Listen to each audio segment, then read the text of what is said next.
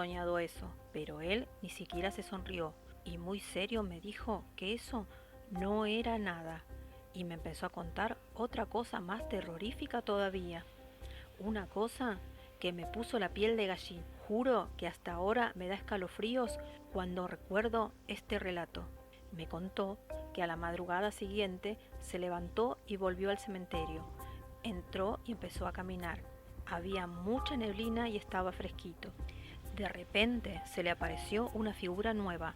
Era alta, con una capa negra y muy ancha y larga, como la que usan los monjes, con una capucha que no le dejaba ver la cara, ni siquiera la nariz. Lo único que podía ver era su mano, que no tenía carne, era solo huesos, y en ella llevaba una guadaña.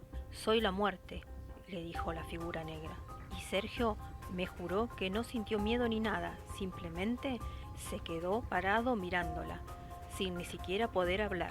Quería preguntarle cosas, pero no le salía la voz, y la muerte parecía adivinarle los pensamientos. Sergio pensó que lo iba a matar. No te preocupes, no te haré nada, le contestó el espectro. Sergio pensó que estaba soñando o que estaba muerto.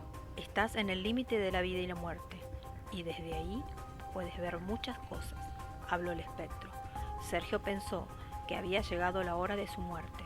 Todavía no es tu hora, pero si quieres saber la edad a la que morirás, solo piénsalo y te responderé, dijo el espectro. Sergio se dio cuenta de que todos sus pensamientos eran contestados por la muerte, y entonces no quiso saber nada más.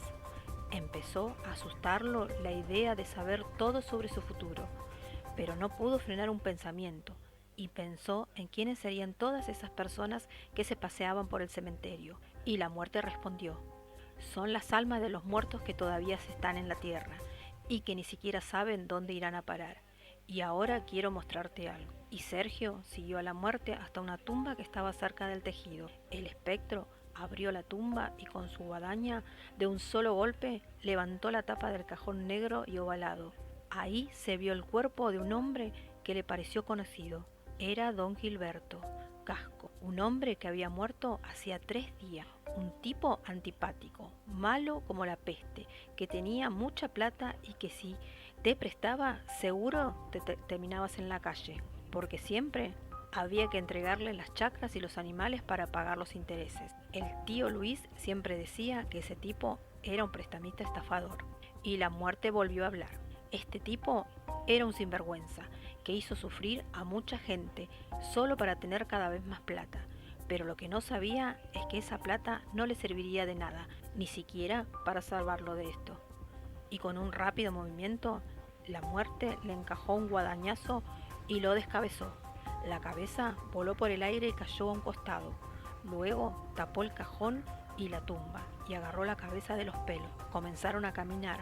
Fueron hacia el fondo del cementerio y casi en la esquina la muerte le mostró un lugar en la tierra. Era una especie de círculo donde se notaba que la tierra estaba floja, como removida. La muerte empezó a escarbar con su guadaña hasta que hizo un pozo de medio metro de hondo y ahí empezaron a aparecer otras cabezas sueltas. La muerte habló de nuevo. En este lugar entierro las cabezas de las personas que irán al infierno. Desde aquí ya están en manos del diablo y poco a poco esas cabezas van hundiéndose en la tierra hasta llegar a un río profundo y entrar en los círculos del infierno. Sergio pensó si el diablo y la muerte no serían la misma cosa. No, respondió la muerte, solemos andar juntos, pero no somos las mismas cosas. Luego la muerte agarró la cabeza, la tiró en el pozo y empezó a taparla hasta emparejar la tierra nuevamente. Cuando terminó de alisar el piso, volvieron a caminar entre las tumbas y a conversar, o mejor dicho, Sergio pensaba y la muerte contestaba. Ya estaban cerca de la salida y Sergio vio una figura diferente de todas las demás. Parecía una persona real, de carne y huesos. Se acercaron un poco más y lo reconoció. Era Quelito Paredes, un muchacho del lugar, de unos 20 y pico de años, con una terrible deficiencia mental, pero era capaz de reconocer a las personas y hasta podía llamarlas por su nombre. Sergio vio que Quelito movía la boca y reía y gesticulaba, pero él no podía escuchar nada y tampoco podía hablar. Entonces habló la muerte. En este estado no podrás escuchar ni hablar a ningún ser vivo. Él tampoco puede verme ni escucharme. Y el pobre Quelito seguía gesticulando, hablando, y lo tomaba del brazo a Sergio, como queriendo llevárselo. Ya puedes irte, dijo la muerte, y se quedó parada en el medio de un caminito envuelta de una neblina, donde la luna le daba de lleno y parecía agrandar su fantástica figura, haciendo brillar el filoso hierro de su guadaña.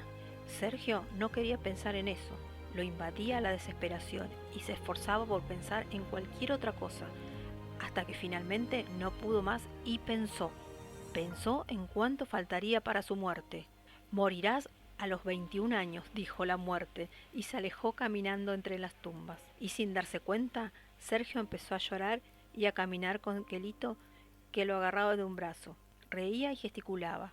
Desde ese momento Sergio me aseguró que no se acordaba de nada más. No sabía cómo llegó a su casa, ni qué hizo Quelito ni nada, y que este mismo relato se lo había contado a sus padres. Pero estos le dijeron que había sido simplemente un mal sueño y que pronto olvidaría todo.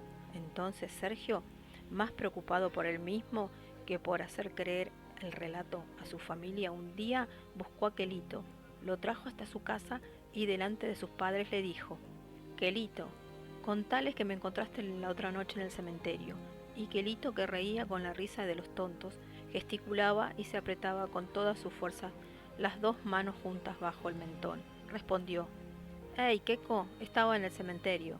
Los padres de Sergio y sus hermanos lo miraron a Quelito y luego a él, y casi a coro le respondieron: «¿Cómo le vas a creer? Él va a decir cualquier cosa, hasta puede decir que te vio volando. No pienses más en eso». Entonces Sergio, que no terminaba de convencerse, lo llevó a Quelito afuera y allí, cerca del galpón, le prometió que le daría plata para el vino si decía la verdad. «¿Me viste o no me viste en el cementerio? Decime la verdad. Si no me viste, igual te voy a dar la plata». «Ey, vos, estaba en el cementerio». A Sergio lo invadieron la angustia y el miedo, y lloró. Su vida empezó a cambiar, tenía miedo a la muerte. Todo eso lo hacía dudar de si había sido ataque de sonámbulo o pesadilla. Ya no sabía qué creer. Por suerte, en los ataques que estuvo después, ya no andaba por el cementerio ni se encontraba con la muerte. Pero la duda que siempre rondaba en su cabeza era saber si esas cosas las soñaba o las vivía como sonámbulo. Ahora que ha pasado más de 30 años de aquellos relatos de mi primo, yo puedo afirmar con mucha tristeza que decía la verdad cuando contaba esos ataques de sonambulismo y sus conversaciones con la muerte. Pero Sergio ahora ya no está y yo lo sigo extrañando. Murió en la madrugada de un 21 de abril, cuando apenas tenía 21 años.